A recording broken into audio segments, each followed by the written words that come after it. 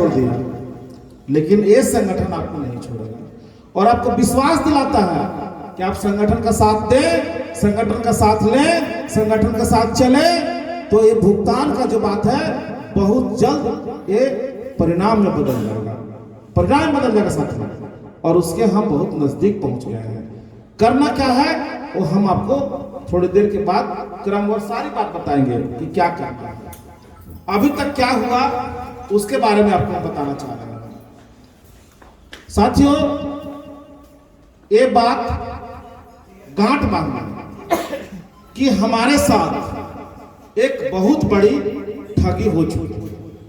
अभी मिश्रा सर ने कहा ना, शिकारी आएगा, जाल बिछेगा, दाना बिखरेगा, खाना नहीं है। हम लोग बचपन में पढ़े थे, ये सब कुछ हुआ। शिकारी भी आया, जाल भी बिछाया, दाना भी बिखरा और हम लोग जाके उससे फंस गए थे। जो कहानी आज बरसों बरस पहले लिखी गई थी, वो कहानी का आज के डेट में फिर से याद आ जा रहा है। और उसके बाद का जो कहानी था, जो शायद लोगों के दिमाग में नहीं रहा होगा, जो मिश्रा सर ने कहा कि सब लोग जब फंस गए तो सब लोगों ने एक ताकत लगा दिया कि हम लोग तो इस जाल में फंसी गए हैं, शिकारी तो पकड़ करके हम लोग को ले ही जाएगा, लेकिन अगर हम लोग सब लोग संगठित होकर के अपना ताकत का इस्तेमाल कर दें तो ये जाल को ही लेकर के हम दूसरे प्रदेश में लेकर उड़ के चले जाएंगे और सब लोग अपना जीवन बचा लेंगे। यही था अंतिम बना, और वही हुआ कि सब लोग ताकत लगा करके उस जाल को ही लेकर उड़ गए। वो क्या था? एक संगठन था, लोग संगठित होकर के वो काम किए। आज भी सेम वही जरूरत है कि जिस तरह से हम लोगों को दाना बिखरा गया और जाल में फंसाया गया, आज भी हम लोगों को जाल को लेकर के उड़ना है। मतलब सबको संगठित हो करके हमको इस लड़ाई को लड़ना है। ऐसा नहीं है कि आप सोच रहे हैं कि ये 2-4 लोगों की लड़ाई है, ये लोग करेंगे तो फायदा सबको मिल जाएगा। इस भ्रम से आप लोग निकल जाए, मत रखिए भ्रम, क्योंकि एक लड़ाई इतनी आसान भी नहीं है। ये इतना आसान नहीं है कि जिससे हम लोग लड़ने जा रहे हैं। अभी कुछ देर पहले मेरी बात आप लोग सुन रहे होंगे, इस देश का सबसे बड़ा नटवरलाल, सबसे बड़ा ऐसा ठगी हिंदुस्तान की बात छोड़ दीजिए, आपने कभी पूरे वर्ल्ड में कहीं नहीं सुना होगा कि इस तरह से भी ठगी किया जा सकता है। इस तरह से भी, इसकी गहराई में अगर आप जाएंगे तो आपको पता चलेगा कि सुब्रत राय का जो ये जाल था, ये आज का नहीं था, ये विगत कई वर्षों का था कि कैसे इन लोगों को फंसाना है और कैसे यहां से निकल चलना है। और इसके लिए उन्होंने पूरी तैयारी की। आप तैयारी कर रहे थे इसमें अपना कैरियर बनाने का, इसमें अपना जो टीम बढ़ाने का, अपना इनकम बढ़ाने का, और वो पूरा तैयारी कर रहा था कि जब कानूनी दांवपेच में हम फंसेंगे तो कैसे हम बचेंगे। दिख रहा है ना? हम में से कोई एक साथी बता दे क्यूसॉफ्ट कंपनी क्यों बंद हुआ था? किसी को मालूम है? कोई भी सीनियर बता दे, अगर कोई हो तो। क्यूसॉफ्ट कंपनी क्यों बंद किया गया? लाया क्यों गया? प्रोडक्ट के नाम पर कैश एडवांस लिया जा रहा है। तो इसमें भी लिया गया कैश एडवांस, आपका क्रेडिट कोऑपरेटिव में भी। अंतर क्या था? इसमें भी तो लिखा हुआ है एडवांस। क्यूसॉफ्ट बना क्यों था? नहीं मालूम, हम बताते हैं। क्यूसॉफ्ट रातों रात कंपनी खड़ा किया गया था क्योंकि सुब्रत राय को इस बात का एहसास हो गया था कि जो लड़ाई 2 कंपनियों का चल रहा था, रियल एस्टेट और हाउसिंग बोर्ड का, उसमें ये हारने वाले थे। सैट में इनको मात खा चुके थे, पूरा एविडेंस इनके खिलाफ था। इनको पता था कि हमको पैसा देना पड़ सकता है, और इस बात का जैसे एहसास हुआ, उन्होंने रातों रात एक क्यूसॉफ्ट नया कंपनी खड़ा किया। और 31 अगस्त 2012 का जो जजमेंट था, उसी दिन सहारा और सेबी का विवाद का अंत हो चुका था। जब 2 व्यक्तियों के बीच में लड़ाई होता है तो फाइनल जजमेंट, इसका मतलब कि केस का अंत होगा। उसमें साफ था कि आप सीधे सीधे 24,000 करोड़ रुपया सेबी को दे दो, सेबी तुम्हारे जमाकर्ताओं को भुगतान कर देगा। यही था ना? और जो तुम पैसा वहां जमा करोगे, वो पैसा अगर प्रूफ नहीं हुआ कि ये पैसा है किसका, तो इसको काला धन मानते हुए सरकारी खजाने में जमा करा दिया जाएगा। था कि नहीं था? कितने लोगों को पता है बात? नहीं पता है तो नेट खोल के देख लीजिएगा। खाली व्हाट्सएप पर मैसेज फॉरवर्ड मत कीजिए, जो मैसेज डाला जाता है उसको खोल के कहीं पूरा पढ़ लीजिए। ये था उसने। इसने क्या किया, पूरी धूर्तता के साथ में सुप्रीम कोर्ट का जो आदेश आया था उसके बैक डेट में जाकर के क्यों सब में सारा पैसा कन्वर्ट करवा दिया। यही हुआ ना। और सुप्रीम कोर्ट में जाकर के कह दिया कि आपका आदेश आने के पहले हम सब पैसा भुगतान कर दिए, जो बचा वो 5,000 करोड़ रुपया जमा कर दिए, 5,120 करोड़ रुपया। अब मेरे पास कोई देनदारी नहीं है। क्या ये सच था? क्या ये सच था? मेरे ऑफिस में आए हुए थे उस समय इनके पाल जी, हमने उनसे सवाल पूछा कि सुप्रीम कोर्ट ने कहा भुगतान करो, चेक या ड्राफ्ट से करो, सेबी के पास पैसा जमा करा दो, और आप ये क्या कर रहे हैं? बोले सुब्रत राय सब देख लेंगे। मतलब क्या? सुब्रत राय इस देश का पैरेलल गवर्नमेंट चलाते हैं क्या? सुब्रत राय हाई कोर्ट सुप्रीम कोर्ट इस देश की न्यायिक व्यवस्था कार्यपालिका सबसे ऊपर है क्या? ऐसा है? इस देश का इतिहास रहा है कि बड़े बड़े दिग्गज लोगों को भी जब कानून के जाल में फंसते हैं तो उनको भी जेल जाना पड़ा। एग्जाम्पल चाहिए क्या? बहुत सारे एग्जाम्पल्स हैं। आज इस देश के कोर्ट के द्वारा जो सजा पाए हुए कितने मुख्यमंत्री और पूर्व मुख्यमंत्री जेल में पता है? इस देश में हमारे नरसिम्हा राव जी को भी न्यायालय में खड़ा होना पड़ा था प्रधानमंत्री रहते हुए। भूल गए क्या? सब चीज बिका हुआ नहीं है, कुछ चीज भले ही बिका हुआ। तो ये अपने आप को समझ रहे थे कि हम कुछ भी कर लेंगे। ये इनको बहुत भारी पड़ गया। इनको भारी नहीं पड़ा, भारी हमको पड़ गया। आज एक झूठ, ये सुप्रीम कोर्ट में जो एक झूठ बोले कि हमने सबका पैसा भुगतान कर दिया, आज हम पे इतना भारी पड़ गया कि सहारा इंडिया परिवार जो था पूरा का पूरा बिखर गया। अगर उस दिन सच कहे होते तो आज इतना दूर तक नहीं मामला आता। अगर बात मान लिए होते, हो सकता है कि वो पैसा पुनः सहारा में ही वापस आ जाता, लेकिन इनके मन में तो लालच भरा हुआ था। कर्जकर्ता मरे तो मरे, जमाकर्ता मरे तो मरे, इनसे इनको सरोकार नहीं था। इनको सरोकार था कि अपना बीवी बच्चा पत्नी को कैसे हमको सुरक्षित रख लेना है, बाकी सब मर जाए कोई मतलब नहीं है। और वही हुआ। आज भी आप लोग मेरा वीडियो को सुने होंगे, हमने कहा कि तुम में अगर हिम्मत है सुब्रत राय, तुम जाओ और सुप्रीम कोर्ट में हलफनामा दो कि 2012 में हम झूठ बोले थे, हम किसी का पैसा नहीं दिए हैं, हम सारा पैसा को क्यू सब में कन्वर्ट करवा दिए और फिर उस पैसे को क्रेडिट कोऑपरेटिव में कन्वर्ट करवा दिए, और जो 15,500 करोड़ रुपए जमा है वो उन्हीं जमाकर्ताओं को है जो 2012 में जिनका पैसा देना था। है हिम्मत ला के दे दो, क्या हो जाएगा? फांसी हो जाएगा। लेकिन इसके एक हलफनामे से इस देश के 70 करोड़ की मैं बात कर रहा हूं साथियों, 70 करोड़ का नागरिकों के चेहरे पर मुस्कान आ जाएगा। क्यों नहीं कर पा रहा है? क्योंकि इसके नियत ही खराब है, इसके मन में पाप भरा हुआ है।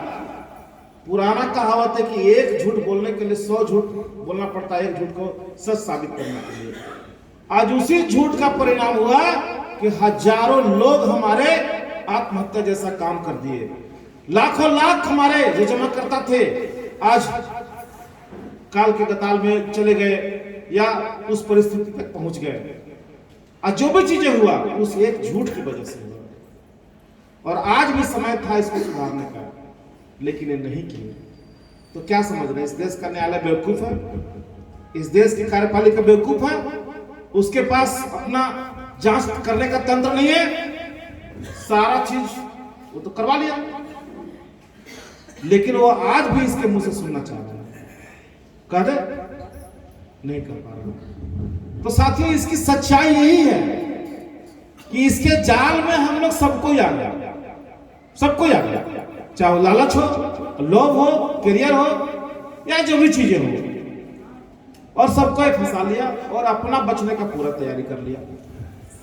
क्यू सोप को इसलिए बंद किया गया था कि क्यू सोप में डायरेक्टर जो थे वो सीधे सीधे सुब्रत राय और उनकी पत्नी सपना राय थी। अगर किन्हीं के पास है तो खोल कर देख लीजिए। जब इनको इस बात का एहसास हुआ, अगर इसकी नीयत सही रहती, ठीक है, हम क्यों सब तो करवा लिए, 6 साल बाद पैसा दे देंगे, मामला ही खत्म। अगर उस दिन भी इसका नीयत साफ होता तो एक क्यूसॉफ्ट कंपनी को बंद नहीं करता, क्योंकि इसकी नीयत में ही गड़बड़ थी कि हमको तो इसका पैसा देना है नहीं। जब फिर से केस होगा तो जेल जाने का नौबत सीधे सीधे सुब्रत राय और सपना राय को होने जा रहा था। ये उस कंपनी को बंद करके पुनः क्रेडिट कोऑपरेटिव का लाइसेंस लेकर के सारा पैसा फिर से 17 के बाद उसमें कन्वर्ट कराना शुरू कर दिया। यही ना हुआ, नया पैसा भी लेते रह गए और क्रेडिट कोऑपरेटिव की जितनी भी कंपनियां थी उसमें किसी में भी इनका या इनके परिवार का कोई आदमी डायरेक्टर नहीं है, कोई आदमी डायरेक्टर नहीं है। आज जब केस करते हैं आप सुब्रत राय के नाम पे, ओपी श्रीवास्तव के नाम पे, तो इस पहले से ही एफिडेविट रेडी रखते हैं कि इसमें हम लोग तो कुछ है ही नहीं, इससे हमें कोई लेना देना है ही नहीं।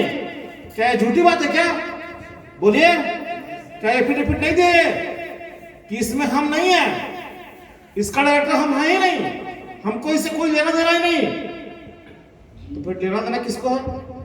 कौन था उसका डायरेक्टर? कोई बताइए। क्रेडिट कोऑपरेटिव की स्कीम जो चली, 3 कंपनी ना, हमारा इंडिया, सहारा क्रेडिट कोऑपरेटिव और सहारियन मल्टीपर्पज सोसाइटी लिमिटेड, और बहुत जगह चला स्टार क्रेडिट कोऑपरेटिव, है ना, और भी कई सब कंपनी का लाइसेंस लेकर रखे हुए हैं, कई कंपनी, एक फंसेगा दूसरा खोलेंगे, दूसरा फंसेगा तीसरा खोलेंगे, कई कंपनी का लेकर रखे। अब जब ये लोग डायरेक्टर नहीं है भैया, तो डायरेक्टर है कौन? कोई तो बता दो, बहुत गंभीर बात करने जा रहा हूं। चुनाव के माध्यम से हम सबों में से किसी को बना दिया गया है, और कोई बनाया गया। कुछ डायरेक्टर इनके तो ऐसे हैं जिनको पता ही नहीं कि हम भी इसमें डायरेक्टर हैं। वो आपके बीच के भी हो सकते हैं और आप भी हो सकते हैं। छत्तीसगढ़ में 4 डायरेक्टर की गिरफ्तारी हुई राजनांदगांव वाला केस में, मालूम है ना, जब 15 करोड़ का भुगतान हुआ, उसमें एक डायरेक्टर को पता ही नहीं था कि हम इसमें डायरेक्टर हैं। हवाई चप्पल में बेचारा घूम रहा था, जब पुलिस गिरफ्तार की तो बोला मेरे हो क्यों? बोला तुम डायरेक्टर है। डायरेक्टर कहीं हवाई चप्पल पे घूमता है क्या? बोला हम तो सहारा छोड़ चुके। बोला तुम्हारा साइन है? बोला साइन मेरा नहीं है, फर्जी है। बोला नहीं है। 1000 रुपया का रसीद कटवाना और एक फर्जी साइन मार करके उसको डायरेक्टर बना दिया था। क्या इतने लोग यहाँ बैठे हुए, इसमें से कल अगर कुछ केस मुकदमा हो जाएगा तो क्या 2-4 डायरेक्टर इसमें से नहीं होंगे क्या? आपको तो पता भी नहीं है। मतलब मलाई खाया किसी ने और जेल जाने के बारी आएगा तो हमारे वाला। ये षड्यंत्र नहीं तो क्या है? इस व्यक्ति को क्या बोले? सहारा श्री बोले, सुब्रत राय बोले, पूजनीय बोले, आदरणीय बोले कि मक्कार बोले? क्या बोले? आप ही लोग नाम दो, आप ही लोग नाम दो, हम नहीं देंगे। क्या किया इसने? क्या चल रहा था इसके दिमाग में? इसीलिए साथियों, हो सकता है कि आप में से भी कुछ लोग आज 2 नाव पर पैर रखे होंगे कि हो सकता है कि उधर हमको फिर से वापसी हो जाए। अब कुछ लोग अभी भी संशय में हैं कि क्या करें, तो कान खोल के सुन लीजिए, कान खोल के सुन लीजिए। जो लोग इस फेरा में हैं कि कंपनी फिर से रीबैक कर जाएगी, फिर से हम लाल कागज और पीला कागज में परिवर्तन करना शुरू कर देंगे और मलाई खाना शुरू कर देंगे, भूल जाए। आज जो लोग अपने जमाकर्ता का साथ नहीं दे रहे हैं वो बहुत बड़ा पाप कर रहे हैं, क्योंकि वो जमाकर्ता ऐसा है, उसी ने उनको 2 पैसा का आदमी बनाया। आप जब उनके घर में जाते थे पैसा लेने के लिए, उन जमाकर्ताओं के परिवार बच्चे मना भी करते होंगे, मत करो, पैसा डूब जाएगा। लेकिन उनके परिवार वाले कहते थे, मतलब जो जिनके पास आप बात करते थे, उनका कहना था कि मेरे पास जो आया हुआ कार्य करता है, मेरा बेटा से भी बढ़ करके है, मेरा भाई से भी बढ़ करके है। जिस तरह से पैसा लेके जा रहा, कल मेरे घर तक पहुंचा देगा। बोला था कि नहीं बोला था? तो आज ये रिश्ता निभाने का बारी आया है कि नहीं आया? क्यों भाग रहे हो? साफ साफ बताइए अपने जमाकर्ताओं को कि चाचा जी, भैया जी, काका जी, हम लोग ठगे गए, हम लोग फंस चुके हैं, आप अनजाने में आप भी फंसे, हम भी फंसे, लेकिन आपका पैसा हम भुगतान कराएंगे, आपके लिए चाहे जो भी करना पड़ेगा हम करेंगे और भुगतान करा के ही दम लेंगे। ये बात कहने में क्यों पिछड़ रहे हो? लालच आज भी मन में भरा हुआ है। इस लालच से उठिए और उनको विश्वास दिलाइए कि आपका भुगतान की लड़ाई हम लड़ रहे हैं, और जो जो चीजें ऊपर से निर्देशित किया जाता है सब उनको बताइए और उनको मुहिम में शामिल कीजिए। ऐसा नहीं है कि उनको सच्चाई आप नहीं बताएंगे तो कहीं से मालूम नहीं चलेगा। कितना देर रोकिएगा? सच बताइए और साथ रहिए। और हम जमाकर्ताओं से भी हाथ जोड़ करके कहेंगे कि आप लोग भी अपने अपने कार्यकर्ताओं का साथ दीजिए, क्योंकि अब क्या इनका खून भी चूस लेंगे तो पैसा आपको नहीं दे सकते घर से, क्योंकि तो खुद ही ठगे गए हैं। दोनों लोग मिलकर के हम लोग अब सबके सब जमाकर्ता हो गए। आपका पैसा का भुगतान तो हम लोग करा के लेंगे, ये आपको वचन देते हैं, वचन देते हैं, लेकिन जमाकर्ताओं को भी साथ देना पड़ेगा। और ये लड़ाई ज्यादा दिन का नहीं है, ज्यादा दिन का नहीं है, ये बात मत लीजिए साथियों। अभी जो चीजें जो सामने आ रहा है एकदम साफ साफ जान लीजिए। जो लोग आज भी अपने जमाकर्ता के साथ नहीं खड़े हो रहे हैं या इस आंदोलन के हिस्सा नहीं बन पा रहे हैं, वो लोगों के मन में आज भी 3 लालच बैठा हुआ है, 3 लालच। वो लालच को त्यागना पड़ेगा। पहला लालच क्या है? कंपनी फिर से चल जाएगी, मेरा रोजी रोटी सही सलामत रह जाएगा, फिर से हम काम करेंगे और फिर से हम उसमें सब काम करने लगेंगे। पहला लालच ये है जो आप भुलावे में हो, आप मुगालते में हो।